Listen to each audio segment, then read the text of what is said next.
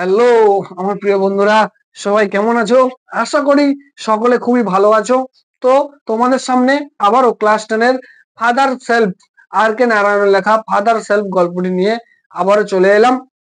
এবং আগের লেকচারে আমি ইউনিট 1 সম্পর্কে তোমাদের সামনে বলেছিলাম যে স্বামী ছিল এবং স্বামীনাথন ছিল, তার মাথা যন্ত্রণা করছিল, মাথা ব্যথা করছিল। সে সেই জন্য তার মায়ের কাছে, তার মায়ের ঘরের রুমে একটা বেডের উপরে বা বেঞ্চের উপরে সে শুয়ে পড়েছিল। বাবা এলো, তাকে জিজ্ঞাসা করলো যে তুমি কেন স্কুলে যাওনি? স্বামী উত্তর দিল যে তার মাথা ব্যথা করছিল। বাবা তাকে জোর করে স্কুলে পাঠিয়ে দিল। এবং তারপরে আমরা এতদূর অব্দি জেনেছিলাম যে স্যামুয়েল, যে স্বামীর যে টিচার স্যামুয়েল, সেই স্যামুয়েলের সম্পর্কে জেনেছিলাম না, তিনি স্বামীর কাছ থেকে কি জেনেছিলাম না, তিনি প্রচন্ড রাগী ব্যক্তি ছিলেন এবং তার ক্লাসে যারা দেরি করে যায়, যে সমস্ত ছেলেরা, কেবলমাত্র তিনি তাদের উপরেই রেগে যেতেন। এমনকি হেডমাস্টারও তাকে দেখে ভয় পায়। এতদূর অব্দি আমরা ইউনিট 1-এ জেনেছিলাম। তো এবার ইউনিট 2 শুরু হবে। তো দেখো বন্ধুরা, ইউনিট 2-তে কি বলতে চাইছেন? আমি হোপ দ্যাট, স্বামী আশা করেছিল। স্বামী হোপ দ্যাট মানে স্বামী আশা করেছিল with this his father would be made to see why he must avoid school for the day. Swami আশা করেছিল যে তার বাবা অন্তত এটা বুঝবে যে কেন সে সেই দিনের জন্য স্কুলে যায়নি। ঠিক আছে, তাহলে স্বামী হোপ দ্যাট, স্বামী আশা করেছিল with this his father would be made to see why he must avoid করেছিল স্কুল ফর দ্য ডে, কেন সে সেই দিনের জন্য স্কুলে যায়নি। বাট কিন্তু ফাদার্স বিহেভিয়ার, বাবার আচরণ, টুক অ্যান আনএক্সপেক্টেড টার্ন। কিন্তু বাবার এই যে আচরণ, বাবার আচরণ বলতে স্বামীর বাবার যে এই যে আচরণ, একটা অপ্রত্যাশিত ভাবে মোড় নিল। মানে আনএক্সপেক্টেড টার্ন, একটা কল্পনা করা যায় না এমন বা অপ্রত্যাশিত একটা মোড় নিল, বাঁক নিল। কি বাঁক সেটা দেখো। হি প্রপোজড, তিনি প্রস্তাব দিলেন। না কি প্রস্তাব দিলেন? টু সেন্ড এ লেটার, পাঠাতে একটি চিঠি, উইথ স্বামীর সঙ্গে, টু দা হেডমাস্টারকে দেওয়ার জন্য। তাহলে একটা চিঠি হেডমাস্টারকে দেওয়ার জন্য স্বামীর সঙ্গে পাঠিয়ে দেবেন বলে তিনি একটি প্রস্তাব দিলেন। No amount of protest from Sami would make him change his mind. কোন রকম প্রতিবাদের ভাষা তার বাবাকে, অর্থাৎ স্বামীর বাবার মনকে বদলাতে পারলো না, মাইন্ডকে বা চিন্তাধারাকে বদলাতে পারলো না। তাই এখানে বলছে নো অ্যামাউন্ট অফ প্রোটেস্ট, কোন রকম প্রতিবাদের ভাষা ফ্রম স্বামীর পক্ষ থেকে would make him change his mind, তার বাবার জন্য যে করেছিল এত রকম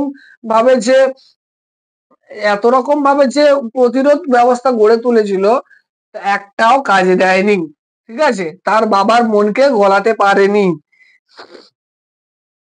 তারপরে দেখো, by the time Swami was ready to leave for school, সেই সময়ে যখন স্বামী তৈরি হচ্ছিল স্কুলে যাওয়ার জন্য, father had composed a long letter to the headmaster, বাবা একটা দীর্ঘ চিঠি লিখে ফেললেন, লিখে ফেললেন টু দ্য হেডমাস্টারকে দেওয়ার জন্য। He put it in an envelope and seal it, তিনি সেটিকে খামের মধ্যে ঢুকালেন বা পড়লেন খামের মধ্যে এবং সিল করে দিলেন এবং এঁটে দিলেন, যাতে না স্বামী খুলে দেখতে পারে যে চিঠিতে কি লেখা আছে। তারপর দেখো, what have you written father, বাবা তুমি কি লিখেছো? What have you written father, বাবা তুমি কি লিখেছো? স্বামী আস্কড অ্যাপ্রিহেন্সিভলি, স্বামী একটু শঙ্কিত ভাবে জিজ্ঞাসা করলো, বাবা তুমি কি লিখেছো? নাথিং ফর ইউ, বাবা বলছে তোমার জন্য কিছু নয়। Give it to your headmaster and go to your class, এটা তুমি তোমার প্রধান শিক্ষক মহাশয়কে দেবে এবং তুমি ক্লাসে প্রবেশ করবে, তুমি তোমার ক্লাসে যাবে। Have you written anything about our teacher Samuel? Samuel বলছে, আচ্ছা বাবা, তুমি কি আমাদের শিক্ষক স্যামুয়েল এর ব্যাপারে কিছু লিখেছো এই চিঠিতে? Yes, plenty of things. হ্যাঁ, অনেক কিছুই লিখেছি। What has he done father? সে কি করেছে বাবা? Everything is there in the letter. সবকিছুই এই চিঠিতে লেখা আছে। Give it to your headmaster. এটি তোমার প্রধান শিক্ষককে দিয়ে দেবে। Sammy went to school feeling that he was the roast boy on earth. Sammy went to school. Sammy স্কুলে গেল, ফিলিং অনুভব করলো, তার মনের মধ্যে, ছোট তো, তার মনের মধ্যে অনুভব করলো, অনুভব একটা বোধ জাগলো কি, he was the roast boy on earth. সে এই গোটা পৃথিবীর মধ্যে সবচেয়ে খারাপ ছেলে, সে মনে মনে ভাবলো, অনুভব করলো। His conscience bothered him.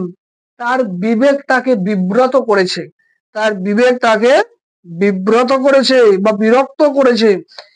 He was not at all sure if his description of Samuel had been accurate. He was not at all sure if his description of Samuel had been accurate. Samuel সম্পর্কে তার বর্ণনা সঠিক ছিল কিনা সে মোটেও নিশ্চিত ছিল না। সে সঠিকভাবে বলতে পারছিল না, বা সে সঠিকভাবে জানেও না যে স্যামুয়েল সম্পর্কে সে যে তার বাবার সঙ্গে, বাবার কাছে এতগুলো যে বিবরণ দিয়েছিল যে স্যামুয়েল খুবই রাগী প্রকৃতির মানুষ, হ্যাঁ, সে বাচ্চাদেরকে বকাবকি করে, সেই সমস্ত ছেলেদের বকাবকি করে যারা তার ক্লাসে দেরি করে যায়, এমনকি হেডমাস্টারও তাকে থেকে ভয় পায়। এই সমস্ত যে অ্যালিগেশন স্যামুয়েলের পক্ষে যে দিয়েছিল সেগুলো সঠিক কিনা স্বামী এগুলো কল্পনাও করতে পারছিল না, ভাবতেও পারছিল না। ঠিক আছে। He felt he had mixed up the real and the imagine. He felt, সে অনুভব করতে পারছিল, সে বুঝতে পারছিল। হি হ্যাড মিক্সড আপ, সে গুলিয়ে ফেলছে। মিক্সড আপ মানে এক জায়গায় তার খিচুড়ি পাকিয়ে যাচ্ছে, দলা পাকিয়ে যাচ্ছে। কি? The real and the imagine, বাস্তব এবং কল্পনাকে সে গুলিয়ে ফেলছে। স্বামী বাস্তব এবং কল্পনাকে গুলিয়ে ফেলছে। ছোট তো, ঠিক আছে, তার মনের মধ্যে এইরকম কিছু একটা তৈরি হচ্ছে। স্বামী stopped on the road side. স্বামী যেতে যেতে রোড সাইডের কাছে, রাস্তার কাছে থেমে গেল। To make up his mind about Samuel. স্যামুয়েলের ব্যাপারে, ঠিক আছে, স্যামুয়েলের কথা মনে করার জন্য সে কি করলো না, রোড সাইড বা রাস্তার পাশে সে থেমে গেল। Samuel was not such a bad man after all. যাই হোক, স্যামুয়েলকে যতটাও খারাপ বলে মনে করা হয় অতটাও খারাপ ব্যক্তি স্যামুয়েল কিন্তু নয়। স্বামী আবার ভাবছে, কি কি ভাবছে দেখো সে। পার্সোনালি হি ওয়াজ, এবারে স্যামুয়েল সম্পর্কে ডেসক্রিপশন দেওয়া হচ্ছে। পার্সোনালি, ব্যক্তিগতভাবে, he was much more friendly than the other teachers. He was much more friendly than the other teachers. অন্যান্য শিক্ষকের তুলনায় তিনি কি ছিলেন? তিনি ছিলেন, স্যামুয়েল ছিলেন প্রচন্ড বন্ধুত্বপূর্ণ। ঠিক আছে, অন্যান্যদের তুলনায়, অন্যান্য শিক্ষকদের তুলনায় তিনি অনেক বেশি বন্ধুত্বপূর্ণ ছিলেন। Swami also felt Samuel had a special regret for him. স্বামীরও মনে হয়েছিল স্যামুয়েলের প্রতি তারও বিশেষ শ্রদ্ধা ছিল। ঠিক আছে, যেন স্যামুয়েল, এবার স্বামী আস্তে আস্তে স্যামুয়েলকে এবার শ্রদ্ধার চোখে চোখে দেখছে। এবার তার মনে হচ্ছে যে দেখো, স্বামী অলসো ফেল্ট, স্যামুয়েলও মনে হচ্ছিল Samuel had a special regret for him, Samuel তার মনে একটা বিশেষ জায়গা করে নিচ্ছে। স্বামীর head was dizzy with confusion. স্বামীর মাথা কি হচ্ছিল না, কনফিউশন মানে বিভ্রান্ত হয়ে পড়ছিল। ঠিক আছে, সে সঠিক সিদ্ধান্ত নিতে পারছিল না আর কি। তাহলে তার মাথা ডিজি হচ্ছিল, চক্কর চক্কর কাটছিল, ঘুরছিল। কিসে? কনফিউশন মানে সে হয়ে যাচ্ছিল, মানে বিভ্রান্তিতে পড়ে গেছিল। হি could not decide if Samuel really deserved the allegation made against him in the letter. He could not decide, সে সিদ্ধান্ত নিতে পারছিল না, ইফ সত্যি Samuel really deserve the allegation made against him in the letter. আচ্ছা, এই চিঠিতে স্যামুয়েলের ব্যাপারে যা যা লেখা আছে সে কি সত্যি সেগুলির যোগ্য? এইসব 7-5 ভেবে ভেবে স্বামীর মাথা কি হচ্ছিল না ঘুরছিল।